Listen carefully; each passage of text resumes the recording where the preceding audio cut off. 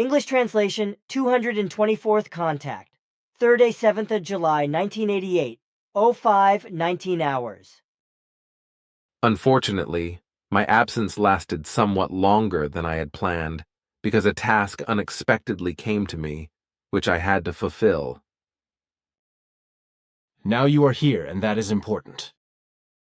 If you permit, I would like to ask you something that Svath already explained to me, and that also arises from information of the storage banks, which I have recently retrieved. It is of interest to me as to whether new cognition has arisen with regard to the origin of matter. Also, I would once again like to talk about life forms in our Sol system. Nothing stands in the way of your questions. Good. Then I would now just like to speak on Mars, as well as on the most diverse moons and planets in our SOL system. As I was enlightened by you and was also allowed to determine on the spot with your assistance, other than on Earth, no life forms of a human nature exist on any other Sol planets or their moons. And now, in order to make it clear that it always only concerned human life forms when you spoke of the fact that there is no life in the Sol system except on our planet, I would just like to hear officially a brief explanation on your part. What you say is of correctness. On our part, we always only spoke of the fact that other than on the Earth, no human life forms exist in the Sol system on other planets and on their moons, and indeed, even if we have only used the term life forms alone. But always excluded were those human life forms that, for your understanding, we designate as SOL system foreigners or SOL system outsiders, and who look around on SOL planets and their moons solely for expeditionary purposes. That is thus clear, and also means that you have never spoken of microorganisms, which are present on virtually all planets and on certain large moons, as you let me see through your apparatuses. In part, these microorganisms exist on the surface materials of the planets and moons, while others find their habitats in the ice, or under this in the under-ice seas and under-ice lakes, as you have designated the whole thing. And all of these microorganisms, according to your explanations, have developed in their masses on the relevant planets and moons themselves, although their origin lay elsewhere, namely with comets and wandering planets, which deposited parts or entireties of their microorganisms on the planets and moons, depending on whether these came into the tails of the cosmic wanderers or whether these or parts of these fell from them. As a rule, comets and meteors are carriers of microorganisms that, if they inseminate planets and moons, immensely multiply in conditions that are favorable for them and gradually change themselves and mutate or, in the course of their secretions, create new substances and new forms, which form new life in unions, etc. with other forms, from which higher life develops over the course of hundreds of thousands and millions of years. If the necessary conditions are given on the planets and moons, so particularly climate, temperature, and food. Thus, there is life that is only in the light and other life that can only live in total darkness, while others can only exist in intense heat or cold.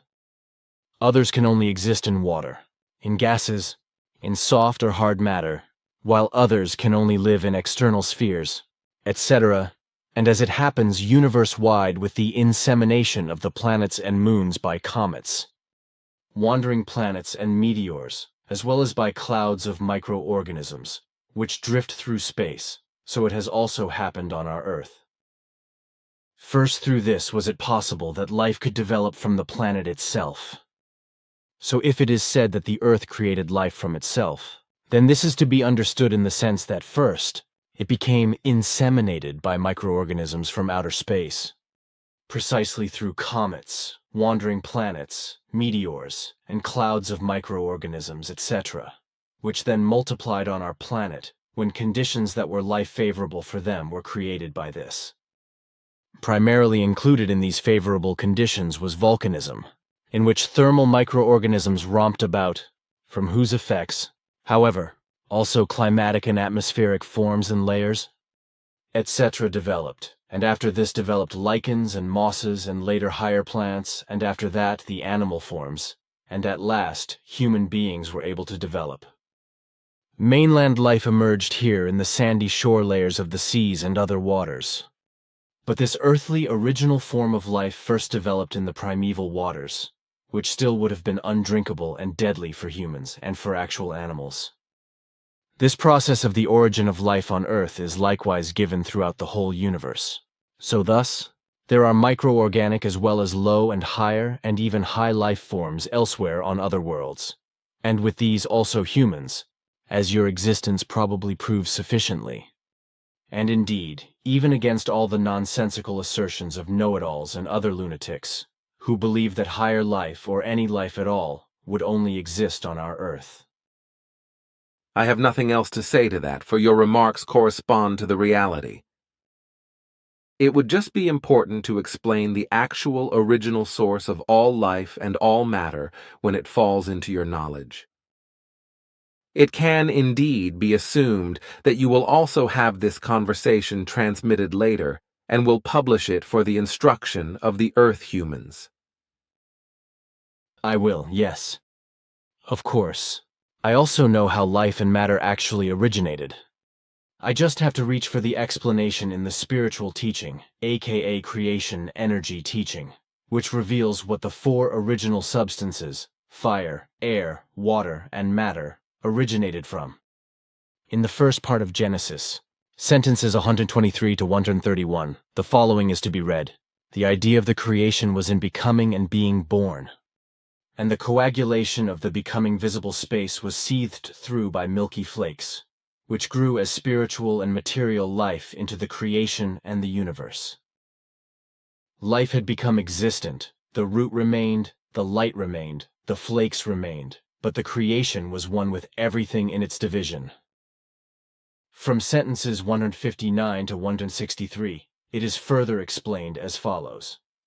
Having recognized itself in its consciousness, the creation grasped the worth of its coming forth idea. Through the power of its thoughts, it created further. It created bodies and forms in multiplicity and variety, through which it animated the universe in diversity. And if I should now explain this in an interpretive way, which goes beyond the spiritual teaching, creation energy teaching, into physics, and which should be understandable, then I must do this as follows. The creation flakes, or rather the flakes that were created by the creation and that formed in the empty space of the universe, were hydrogen formations in which all the building blocks or 280 elements of life, as well as all matter and gases, etc., which were already created by the creation, were existent. These hydrogen formations, or hydrogen flakes, combined themselves over the course of time into larger masses, and condensed themselves to such an extent that incredibly high temperatures arose within their interior and detonated the mass. These were, if I may say so, the first original supernovae or original supernovas of the growing material universe belt. Even today, and throughout the entire future of the existence of the universe, the same still takes place. It is just that the form of the flakes has changed. Because today, these are huge solar structures that explode out of themselves and eject from themselves all elements in the universe, through which life and the entire existence of all that exists is guaranteed in a constant growth and decay, as well as new emergence. Through the enormous explosions of the solar structures, which are often many times the size and mass of our sun, the building blocks of life, all necessary elements, are released and distributed throughout the universe. From this, new compounds, gases, neutrinos, and so on and so forth are created, which, in turn, form into structures, into galaxies, from which ultimately suns, planets, nebulae, and comets, etc. develop again, and through this, new life also develops again on suitable structures, but this happens more in the outer regions of the galaxies. Like, for example, in our spiral galaxy, in which we exist with our solar system in the outer regions of a spiral arm, and to be sure, in the so-called Orion spiral arm. In such a short form, I could not have explained it better. So you mean that my explanation is sufficient? That is of correctness. If I had to explain the whole thing, then my explanations would have been much more extravagant. Also, you amaze me again and again how you, on the one hand, retain so much in your memory, and on the other hand, how briefly and exactly you know how to explain things. As you may think fit. We have already talked about this once, that the Earthlings, in addition to the Hubble Space Telescope, still want to send another one into the sky, which would be much larger. Can you explain something more about this? Always provided that the relevant earthly technology becomes further developed within the given framework, and that the still forthcoming plans actually become realized. Then, approximately in the year 2025, an enormous and multi-part laser space telescope will be brought into a stationary orbit around the Earth, which should mainly serve for the discovery of planets in foreign solar systems, which is why it will then also be named Planet Seeker. This will be so, in addition to other projects of a similar nature, but ones that should already find their fulfillment earlier. So then it will still take a while. Then something else. We already talked about the fact that the so-called books of the New Testament, which actually only represent articles or the like, were not written in a single instance by all those to whom they are attributed. Among all the disciples, only Judas Iscariot was knowledgeable of reading and writing, in addition to Emmanuel himself, who was not a disciple but was rather the teacher. All the letters, etc. of the disciples were, in fact, written by women and men, and indeed, on behalf of the disciples. For at that time, it was not the case that many were experts of writing and reading. There were only the scribes and a few others who learned to write and read because there were no special schools, as these are now available everywhere all over the world, and children are obligated to attend them in most countries. But while the Bible and the attached New Testament give the impression that a large part of the people in Emmanuel's time would have been able to read and write, this actually does not correspond to the truth. However, because the vast majority of the human beings at that time, including the disciples, with the exception of Judas Iscariot and Emmanuel, was ignorant of reading and writing. Only special prophets, rulers, and their subordinates in special offices were able to read and write. Thus, it was very rare that ordinary citizens could learn to read and write. And while we are at it, the Bible is an invented Jewish chronicle, which very well holds certain truths in itself, but, on the whole, is fictitious, and was written together by 12 of the book-knowledgeable men who called themselves prophets, and who, in 40 days, wrote 240 books or stories that were based on ancient oral acceptances, assertions and traditions and deliberate distortions, from which arose, then, the second holy book, the Torah number 2, that is to say the 5 books of Moses, or the Pentateuch of Judaism. The first Torah had been destroyed in a devastating fire, after which then, more than 400 years later, the second Torah was written by the 12 alleged prophets, as said. Thus, the Bible has nothing to do with true history books or with true textbooks, and is in no way connected with the Testament. In truth, it mostly concerns fantasized together fables without any value, which were then stolen in their entirety by Christianity in the last consequence, and reshaped for itself. Thus, Christianity itself has also created an alleged chronicle and a past, which are actually designed solely for Judaism, and have nothing at all to do with Christianity. Emmanuel also wanted nothing to do with this chronicle, for he did not teach their nonsense, but rather the teaching of the Spirit, as he had received it from the lineage of Enoch. And what is still to be said, it really was so, that in Emmanuel's time, as I said, out of all the disciples, only Judas Iscariot was knowledgeable of reading and writing, while the others were illiterates.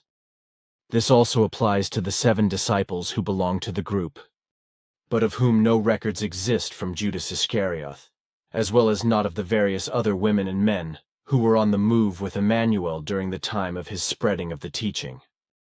At the same time, I also wonder whether it will one day become known that Emmanuel's disciples only went with him occasionally because they repeatedly had to perform their work in business, etc. at home, about which Judas Iscariot also wrote nothing, and thus the impression is given that the disciples had always been with and around Emmanuel.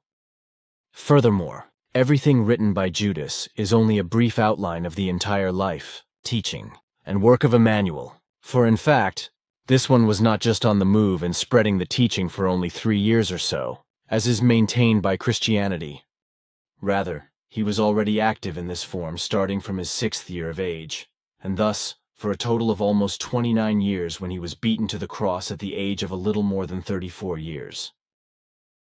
Now the short question of the long speech: will everything that I have now disclosed one day be found out and made known? Gradually it will be so, yes. The time will become very long, however, because the Christian religion's powerful figures will try to suppress the truth by all means. In addition, believers of all kinds cannot be taught so easily, and indeed, this is true of all religions and sects that exist on earth. Just as all religious delusions of every kind, no matter what form, were built up over very long periods and were received for thousands of years or centuries or even just decades and will continue to be maintained, so it will also take its time, decades, centuries, and millennia, and to be sure, depending on how long the individual religions and sects have already existed and in what way they are constituted, in reference to the production of fundamentalism, fanaticism, conservatism, and faith. And through the ever more pervasive mixing of the earth humans, that is to say, the mixing of peoples, confirmed believers switch their religion or sect because they are of the mistaken view, and this will be greatly increased, that another religion or sect is truer in its erroneous teachings. And they are not aware that every religion and sect indulges in erroneous teachings.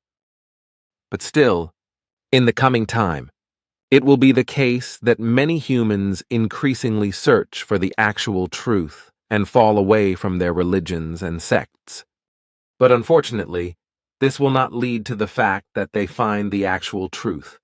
Consequently, they will continue to stumble around in darkness and will not find their way out of this.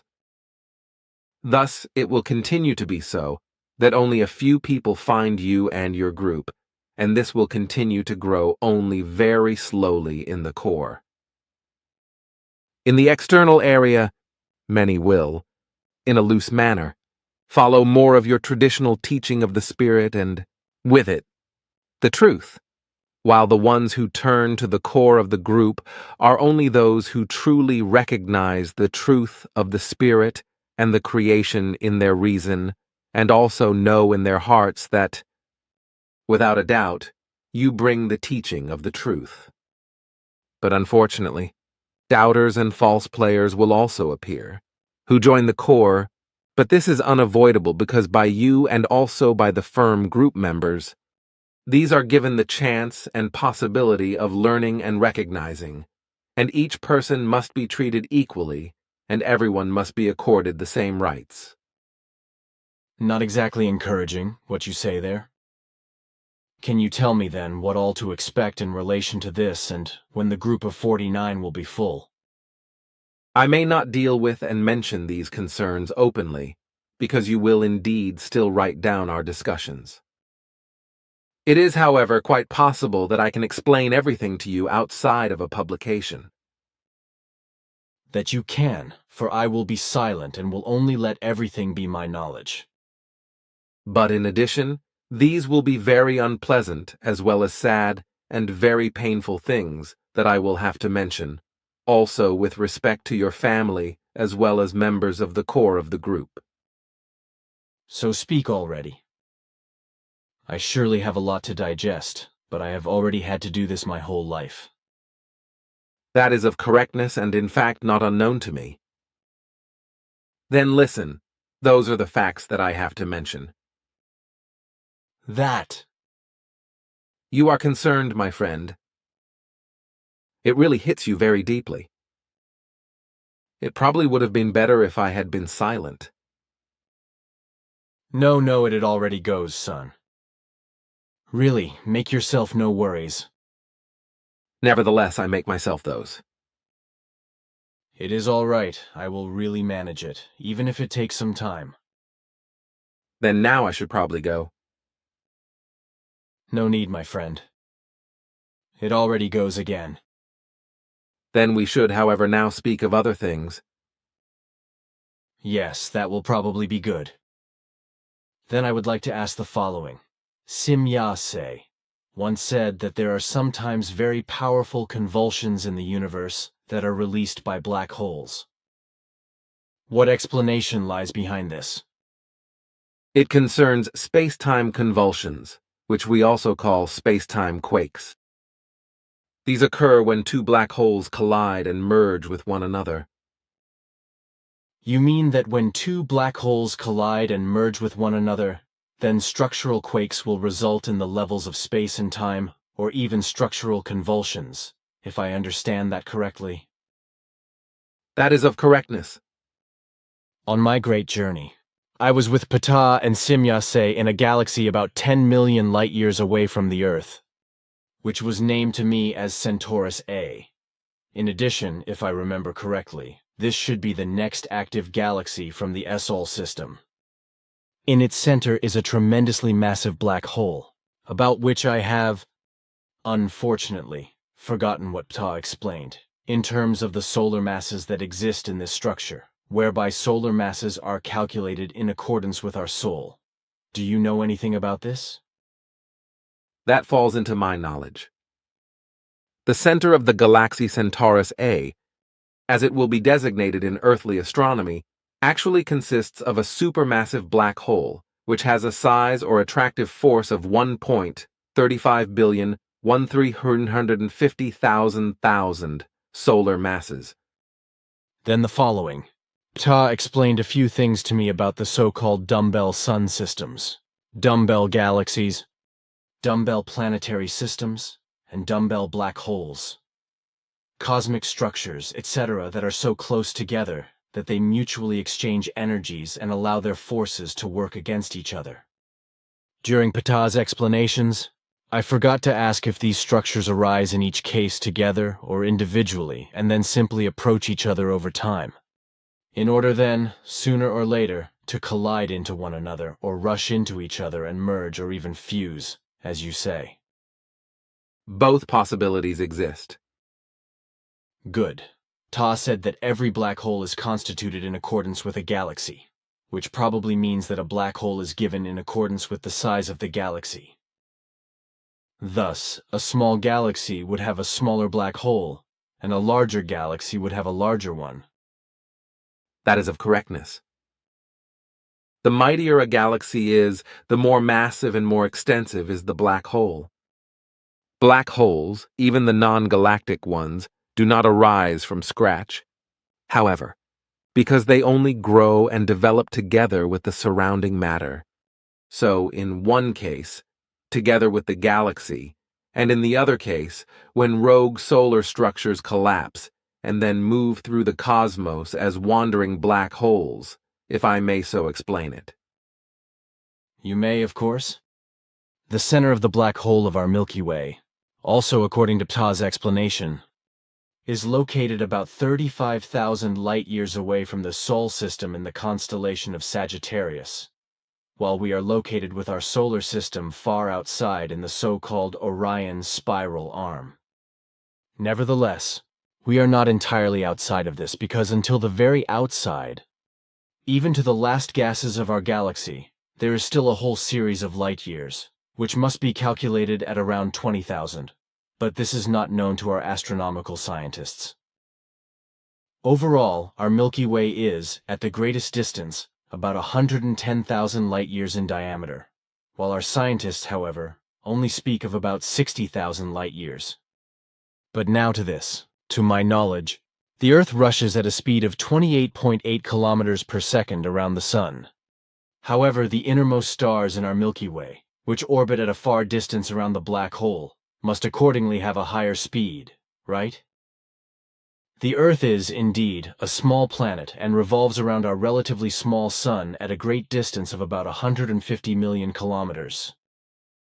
Your remarks are of correctness. And to your question, I would like to say the following.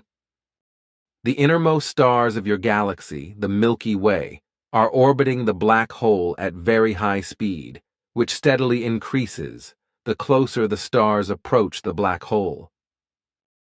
The inner suns and gases, etc., which are inclined toward the black hole, travel at far more than 1,000 kilometers per second, and these, when they enter the innermost region, still double and triple their speed.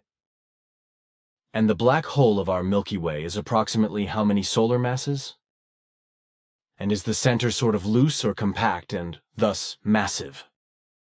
It is a compact and thus massive center, which has an attractive force of around 3.41 million suns. And will each sun one day become a black hole? Normally, every massive star turns into a black hole at the end of its existence. Normally, for there are still other possibilities, like that a star or a sun explodes in such a manner that a complete radiation, a gasification, or a fragmentation takes place, whereby all matter is ejected into space. But this fact will still remain hidden from the scientists of the Earth for a long time. It is also likely that the magnetic bands of the black holes, in accordance with their enormousness, rush out up to several million light-years into space, as even with certain black hole suction arms that fish several light-years through space and tear matter into themselves. And indeed, even loose surface material of planets, as this happened with Venus via the spiral arm of the wandering black hole that moved through M87. And how does it stand? Actually, with the black hole that rushes through the region at about 6,000 to 7,000 light-years away from our SOL system, or more precisely, outside of this in the outer spiral area? This is indeed a wanderer that arose from an enormous collapsed sun. Did this wanderer arise in our galaxy or outside of it? This probably has nothing to do with the other black hole that cruises around within the Milky Way, about 6,000 light-years away from the black hole of the center of the galaxy. Before these insights become one, a very long time should still pass. The black hole that moves as a wanderer through space, far beyond your SOL system at about 6,000 light-years of distance, does actually come from a large star formation of your galaxy and thus is not a foreign object from a foreign galaxy. Still another question. Can the tremendous speeds actually be measured from our Earth, which are generated by black holes in the innermost, inner, and outer rotations? Is or will this be possible for the earthly astrophysical scientists? Certainly. Especially in the coming time, they will gain great experiences with this and will win very many new insights. But now, we should not discuss such concerns further, and indeed also because we should not or may not mention them openly anymore. Then a question about hair. You as well as Sim-Ya say, and Ptah once talked about the fact that the dyeing of hair is harmful to health, because through this, all kinds of sufferings are triggered. What sufferings are particularly significant? Not only does the dyeing of hair with natural and chemical agents promote a variety of illnesses and sufferings, but also certain waste with its excrement of all kinds, water pollution, contamination of drinking water, and the filling of food with chemicals, hormones, and antibiotics. In addition, the most diverse types of cancer and various forms of allergies appear, just as much as dizziness, headaches, eczema, and depressions, as well as many other sufferings that can assume very severe forms. However, the function of the consciousness can also be impaired and lead to severe consciousness disorders, and thus personality disorders. Also, the ability to concentrate and memory can be affected harmfully, and also male and female infertility, as well as health damage to descendants can appear. The dyeing of hair is thus just as dangerous as the other health hazardous factors that I mentioned. Also, a variety of personal care products are harmful to health, and in particular, odor-inhibiting agents are to be mentioned, as they find use among the earth humans, for example, against the smell of sweat. During their application, such products penetrate into the pores and find entrance into the blood, through which, in turn, the nerves, muscles, and organs are contaminated, and often cause incurable damage that impair the health of those affected to such an extent that they suffer throughout their entire lives.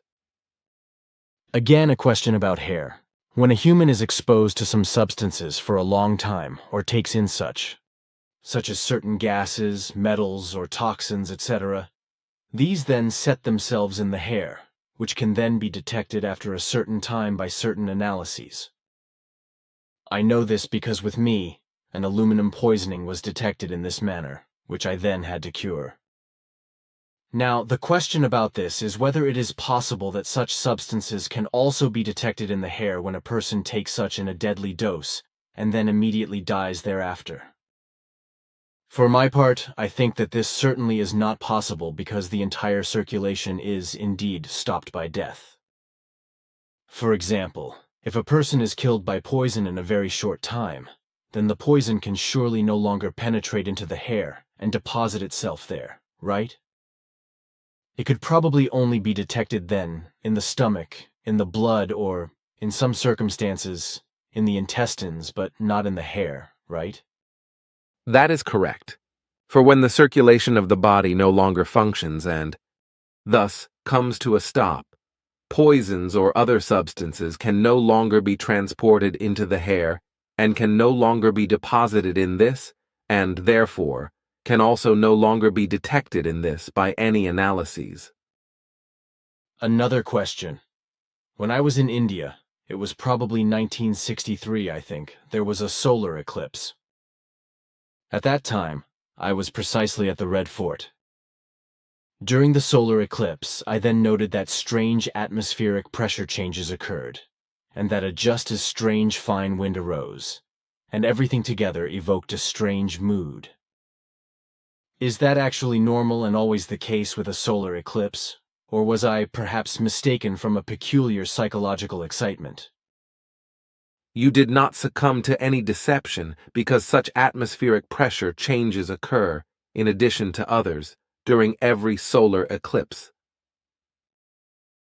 This involves both the earthly climatic conditions as well as the influences of the sun and moon. All clear, then I observed correctly. Then again, something else. There are still viruses and bacteria, overall countless different microorganisms, which endure intense cold or intense heat.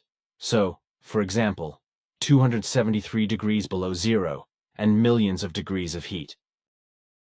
The heat bacteria, to my knowledge, are called thermal bacteria and live in volcanoes, etc., as well as in suns and space nebulae. Now, in addition, I wonder whether there are, together with the microorganisms that are immune to heat and immune to cold, also those that are immune to radiation. And I am thinking especially of radiations that are deadly for human beings, such as gamma rays and X-rays, radium rays, or simply all radioactive radiation, etc. That is correct, for there actually are such microorganisms in thousands of forms. Aha. And how does it stand with their immunity against the various radiations, by which I mean, how high are the doses of radiation that they withstand? That differs depending on the microorganism. So there are microorganisms that can withstand only a little more radiation than human beings, while others have increased doses of radiation that are several thousand times higher than those that are deadly for human beings. Once again, I was asked, because I had talked in accordance with your information about neutrinos, if these have a mass, and of course I said that this is indeed the case. But now, I no longer remember exactly whether Ptah explained to me that there are different types of neutrinos, or whether I imagined something in this respect. You remember correctly, for there are actually several types of neutrinos, whereby these can transform into one another. Their mass is indeed minutely small, nevertheless, they actually have a mass. So to say, a nanomass, or even a subatomic mass, if I may so designate it. Would that be about right? You always find good designations. Beyond Pluto's orbit, in the cosmic debris belt, from which comets and meteors sometimes come into the interior of our Sol system, like also from the even further belt existing beyond this one, there are rather large structures that could be designated as moons or small planets. Very many objects of both belts, so of the one beyond Pluto and of the one that is even further beyond, are rather large and are up to around 3,000 kilometers in size, and they have an orbital period around SOL that amounts to, at least in the inner ring, around 11,300 years, as Ptah said. Now, the question is whether there is the danger that these colossi can also penetrate into the inner system and endanger the SOL planets. This possibility is so infinitesimally small that it practically does not have to be mentioned. The structures that penetrate from these regions into the inner SOL system are regular comets and meteors, which have certain courses that have been given for thousands and tens of thousands of years. It only rarely happens, however, that in both belts, collisions of different objects take place, which then drift out of their traditional courses and, under certain circumstances, embark on courses into the inner solar system and possibly endanger planets or plunge into the sun. Even more rarely, the possibility exists that cosmic wanderers which come from other galaxies and which drift through space, such as the destroyer, break into the area of the inner solar system. That's very reassuring for Earth humanity to know. But now, my friend, I have asked all questions for today. So we can now turn to the purely private matters.